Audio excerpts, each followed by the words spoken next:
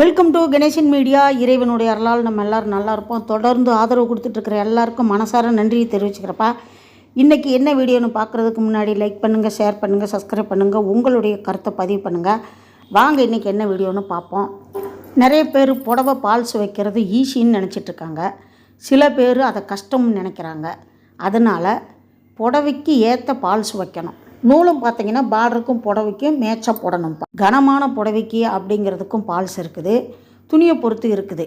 இப்போ நான் இது நல்ல டார்க்கு ஆரஞ்சு கலர். இந்த புடவை நல்ல மெலிசாகவும் இருக்குது. இதுக்கு இப்போ நான் கையில் ஒரு கலர் வச்சு காட்டுறேன்ல பால்ஸு, இந்த பால்ஸு தான் நான் வைக்க போகிறேன். இப்போ நீங்கள் நினைக்கலாம் பார்ட்ரு ப்ளூ கலரில் இருக்குது, அதாவது ஒரு லைட் ப்ளூ கலர்னு சொல்லலாம். அது எப்படின்னு நீங்களே முடிவு பண்ணிக்கோங்க. ஏன்னா எனக்கு இது ப்ளூ கலர்னால் இன்னும் டார்க்காக இருக்கும், அதனால் சொல்கிறேன். இப்போ இந்த பார்டர் கலருக்கு வச்சோம்னா புடவைக்கு உள்ள இந்த பார்டர் கலர் அந்த மேல் ஆரஞ்சு கலரில் தெரியும். இப்போ இதை விட மெலிசாக இருந்தால் இன்னமும் தெரியும். சில பேர் என்ன பண்ணுறாங்கன்னா புடவையை கொடுத்து பால்ஸ் வாங்கிட்டு வான்னு சொல்லிடுவாங்க. அவங்க பார்டர் கலருக்கு கொடுத்துருவாங்க. அதுக்கப்புறம் கடை ரொம்ப தூரமாக இருக்குது, இப்போ இதை போய் மாற்றணும் அப்படி இப்படின்னு அதில் நிறையா டைம் வேஸ்ட் ஆகும். அதே மாதிரி நம்மளுக்கு போய் வர்றதுக்கு உண்டான அதை பெட்ரோல் செலவு போட்டு போகிறதா இல்லை நடந்து போகிறதா ஏதோ ஒன்று நம்மளுக்கு அது வேஸ்ட் ஆகும். அதனால் எப்பயுமே ஜாக்கெட்டை கட் பண்ணிட்டிங்கன்னா, புடவை கலருக்கு ஜாக்கெட்டு பிட்டு இருந்துச்சுன்னா ஜாக்கெட்டு பிட்டை கொடுத்து அந்த கலருக்கு பால்ஸ் வாங்கிட்டு வர சொல்லுங்கள். இப்போது ஜாக்கெட்டு அந்த பார்டர் கலரில் இருந்துச்சுன்னா ஜாக்கெட்டு பிட்டை கொடுத்து விட்டோம்னா பார்டர் கலருக்கு வந்துடும். அதனால் புடவையை கொடுத்து புடவையில் இருக்கிற அந்த மேல் கலரில் தான், அந்த பார்டர் கலருக்கு வாங்கக்கூடாது. ஒருவேளை பார்டர் பெருசாக இருந்துச்சுன்னு வச்சுக்கோங்க, பார்டர் அளவுக்கு அந்த பால்ஸ் இருந்தால் வாங்கிக்கிடலாம், தப்பு இல்லை. இப்போது இந்த பார்டரில் நம்ம பால்ஸ் வைக்கிறோம் இல்லையா, ஊசியை வச்சு நான் அந்த ஜரிகையை எடுத்து காட்டுறேன் பாருங்கள். இந்த பார்டரில் அழுக்காகக்கூடாது அப்படின்னு நம்ம நினச்சிக்கிறோம். அது முக்கியம் இல்லை. இப்போ நான் ஊசியில் எடுத்து காட்டினேன் பார்த்திங்களா, அந்த ஜருகை அது நம்ம போட்டிருக்கிற கொலுசில் மாட்டி அந்த டிசைனே வேஸ்ட்டாக போயிடும். அது மாதிரி நிறைய பேருக்கு அந்த டிசைன் அது நூல் ஜருகையாக நூல் டிசைனாக இருந்தாலும் சரி, இந்த ஜருகை டிசைனாக இருந்தாலும் சரி, ரொம்ப அந்த டிசைன் ஃபுல்லாகவே போயிடும். ஒரு பக்கம் நம்ம இழுத்தோம்னா அந்த டிசைன் மேலே அப்படியே அந்த டிசைன் போயிடும். புடவை பார்க்க நல்லா இருக்காது, சுருக்கமாயிரும். அதுக்காகத்தான் நம்ம பால்ஸ் வைக்கிறது. அழுக்காகிறது பால்ஸுக்குள்ளேயும் அழுக்காகும், நம்ம துவைச்சி தானே ஆகணும். ரெண்டாவது பால்ஸ் வச்சோம்னா பிளிட்டு வச்சு கட்டும்போது நல்லாயிருக்கும் பார்க்க. கீழே கொஞ்சம் வெயிட்டாக தெரியும், பார்க்க அழகாக இருக்கும். பிளிட்டு மடிப்பாக அழகாக இருக்கும். அது ஒரு காரணம். இன்னும் 4-5 காரணம் சொல்லலாம். இப்போ பால்ஸ் வைக்கும்போது நம்ம கவனிக்கணும் முக்கியமாக. இப்போ நான் புடவையை பிரிக்காமல் பால்ஸுக்கு மட்டும் துணியை கீழ் பக்கத்தில் பிரித்து வச்சுக்கிட்டு இருக்கேன். புடவை மடித்த மாணிக்கு தான் இருக்குது. அது ஒன்று. ஏன்னா கீழே தூசி இருக்கலாம், எண்ணெய் போட்டிருக்கலாம். சில புடவைங்கள்லாம் பார்த்திங்கன்னா ட்ரை வாஷ் தான் கொடுக்கணும், தண்ணியில் போடக்கூடாதுமாங்க. அப்படிப்பட்ட புடவையெல்லாம் நம்ம மிஷின் மேலே வச்சுக்கிட்டே பால்ஸ் அடிக்கலாம், கீழே விடவே தேவையில்லை. நாளாக மடிச்சுட்டு மடிப்பு அப்படியே இருக்க அதில் ஒரு கிளிப்பை கூட போட்டு விட்றலாம், மடிப்பு உலையாமல் இருக்கும். நம்ம பால்ஸ் வச்சுக்கலாம். எந்த பக்கம் வைக்கணும்னு நம்மளுக்கு தான் தெரியுமில்ல. இப்போ பால்ஸ் வைக்கும்போது கவனிக்க வேண்டிய முக்கியமான விஷயம், பார்டர் நேராக இருந்துச்சுன்னா பால்ஸ் துணி அப்படியே வச்சு அடிச்சிடலாம். பார்டர் சில நேரத்தில் பார்த்திங்கன்னா ஒரு மாதிரி ஒரு குறுகல் கொடுக்கும், அதாவது கரைப்பக்கம் கீழ்ப்பக்கம் அகலமாக ஒடுக்கமாக அந்த மாதிரி.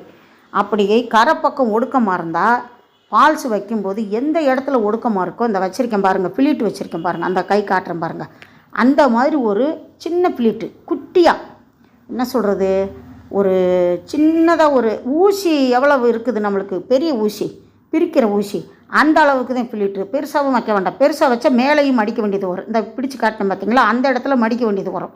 பெருசாக வைக்கக்கூடாது. அளவாக வச்சிட்டோம்னா நம்மளுக்கு அந்த மேலே இருக்கிற அந்த அகல துணியை சரிசமமாக கொண்டு வந்துடும். இதை நிறைய பேர் வைக்க மாட்டாங்க. பிளிட்டு வச்சா அசிங்கமாக இருக்கும்னு பால்ஸை வச்சு கொடுத்துருவாங்க. நம்மளுக்கு வைக்கும்போது நல்லா இருக்கிற மாதிரி தெரியும். அதுக்கப்புறம் பால்ஸு நம்ம புடவை கட்டும்போது சுருங்கி தெரியும். இப்போ நான் பால்ஸ் வச்சுட்டு உங்கள்கிட்ட காட்டுறேன்.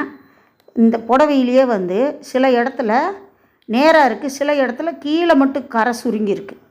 அது நெசவில் வர்றது தவறு. அதை நம்ம ஒன்றும் பண்ண முடியாது. சில இடத்துல அப்படி இருக்கும். இப்போ முந்தானை அடிக்கிறதுக்கு இப்போ பால்ஸ் வச்சு அடிச்சுட்டு இப்போ முந்தானை அடிக்க போகிறேன். இந்த முந்தானை அடிக்கிறதுலேயும் சில விஷயங்கள் இருக்குப்பா. எப்படின்னா மேலே வந்து அதாவது ஆரம்பத்தில் நம்ம மேலே அர்க்காத்துங்கிற குறுக்கு கட்டிட்டு நம்ம தைக்க ஆரம்பிக்கிறோம். கீழ் துணியை எப்பயுமே ஓர அடிக்கும்போது லேசாக இழுத்துக்கிட்டு மேல் துணியை குளிர விடணும், அதாவது லூஸாக விடணும். லூஸுன்னா அறிவில்லாதவங்க அப்படின்னு எல்லாம் பேர் வரும், அப்படி கிடையாது, அதை இவங்களாக ஏற்படுத்திக்கிறது. இப்போது கீழ் துணியை டைட்டாக வச்சுக்கிட்டு, அதாவது இழுத்து பிடிச்சி டைட்டாக வச்சுக்கிட்டு மேல் துணியை லேசாக லூஸு விட்டோம்னா நம்ம லாஸ்ட்டில் இந்த ஓரம் அடித்து முடிக்கிறோம்ல அந்த இடத்துல கரெக்டாக துணி மடிக்கிற மாதிரி வரும். அப்படி இல்லைன்னா மேல் துணி கொஞ்சம் மேலேயே வரும். நான் இழுத்து வச்சுருந்தா இப்படி வரும்னு உங்கள்கிட்ட காட்டுறேன்.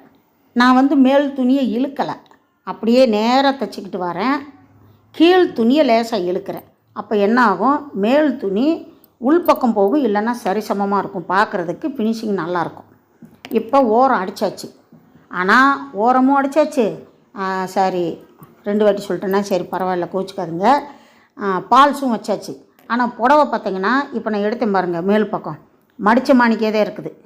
மேல் பக்கம் அப்படியே இப்போ நான் பிடிச்சிருக்கேன் பாருங்கள், இந்தா மடித்த மாணிக்கு தான் இருக்குது. மேலே இப்போ நம்ம அந்த இடத்துல கிளிப்பு கூட போட்டுக்கலாம் வேணும்னா. இப்போ எனக்கு அப்படியே தைச்சி பழக்கமாகி போச்சு. ஏன்னா ஒரு புடவையில் எண்ணெய் கரைப்பட்டுருச்சு, அது ட்ரை வாஷ் தான் கொடுக்கணும்ட்டாங்க. அதை நான் அந்த எண்ணெய் எடுக்கிறதுக்கு ரொம்ப பாடுபட்டுட்டேன். இப்போ தான் அதுக்கெல்லாம் ஐடியா வந்துருச்சு. இந்த பாருங்கள், இப்போது இந்த அதாவது என்ன சொல்கிறது, இந்த பார்டர் கலருக்கு பால்ஸ் வச்சா இந்த கலர் எப்படி தெரியுதுன்னு உங்கள்கிட்ட காட்டுறேன். இந்த பாருங்கள், தெரியுதுங்களா? அந்த டிசைன் பூ கூட மங்களாக தெரியும். இந்த பூ பாருங்கள் பளிச்சுன்னு தெரியும். இந்த பால்ஸ்னால டிசைன் கூட மங்களாக தெரியுதுப்பா. அப்போது இதுவே ஜருகையாக இருந்தாலும் இன்னும் கொஞ்சம் மெலிசாக இருந்தாலும் பார்க்குறதுக்கு நல்லா இருக்காது. இப்போ நிறைய புடவை பார்த்திங்கன்னா மெலிஸ் புடவையும் வருது பார்டர் வச்சு. பார்டர் அளவுக்கு பால்ஸ் இருந்துச்சுன்னா நீங்கள் அப்படியே வாங்கி வைக்கலாம், தப்பு இல்லை. பார்டர் கலருக்கு வாங்கி வைக்கலாம். கொஞ்சம் கலர் வித்தியாசமாக இருந்தாலும் தெரியாது, ஏன்னா பார்டர் கனமாக இருக்கிறதுனால தெரியாது. அதே சமயத்தில் பார்டரும் மெலிசாக இருந்தால் நம்ம அதே கலரில் தான் வாங்கி வைக்கணும்.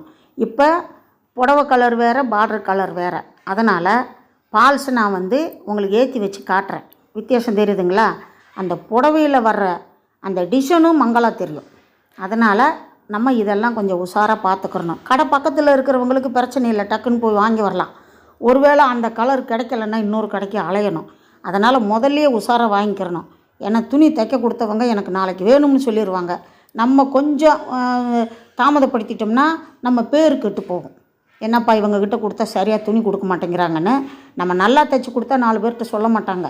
யாராவது கேட்டால் நல்லா இருக்கே எங்கே தைச்சிங்கன்னு கேட்டால் தான் சொல்லுவாங்க. அதாவது நம்ம பேர், எங்கே இருக்குது கடை, எல்லாத்தையும் சொல்லுவாங்க. ஆனால் சரியில்லாமல் சின்னதாக ஒரு மிஸ்டேக் நடந்தால் கூட அவங்கக்கிட்ட கொடுத்தேன் ஜாக்கெட்டே கெட்டு போச்சு, புடவையே கெட்டு போச்சு, இவ்வளோ விலை போட்டு அப்படின்னு 1க்கு 2 பரப்பி விட்டுருவாங்க. சில பேர் உண்மையை சொல்லுவாங்க, சில பேர் பரப்பி விட்டு நம்மளை கெட்ட பேர் வாங்கி நம்மளுடைய தொழிலவே முடக்கிடுவாங்க. அதாவது பால்ஸ் மாற்றி வச்சுட்டாங்க, கை லூஸு கழுத்து லூஸு இப்படி சொல்ல மாட்டாங்க, ஒரே வார்த்தை கெட்டு போச்சு அப்படின்றவாங்க. அதுக்காக என்ன பண்ணணும்னா முதல்ல நம்ம கொஞ்சம் உஷாராக இருந்துக்கிறணும். அதாவது தொலைநோக்கு சிந்தனையோட. இந்த புடவையில் வந்து குஞ்சம் கட்டினது பிரிஞ்சு இருந்துச்சு, ஏன்னா கடையில் அவசரமாக கட்டியிருப்பாங்க. அதை நான் கொஞ்சம் சரி பண்ணி டைட்டாக கட்டிட்டேன். எனக்கு பிடிச்ச கலர்னு சொல்லி என் மருமக அவங்க தம்பி கல்யாணத்துக்காக அவங்க அம்மாட்ட சொல்லி எடுத்து கொடுத்தது எனக்கு ரொம்ப பிடிச்சிருக்கு. வீடியோ பிடிச்சிருக்குன்னு நினைக்கிறேன். முழுசாக வீடியோ பார்த்ததுக்கு ரொம்ப நன்றி தெரிவிச்சுக்கிறப்பா. அடுத்த வீடியோவில் சந்திக்கலாம். அதுவரை பாய்ப்பா.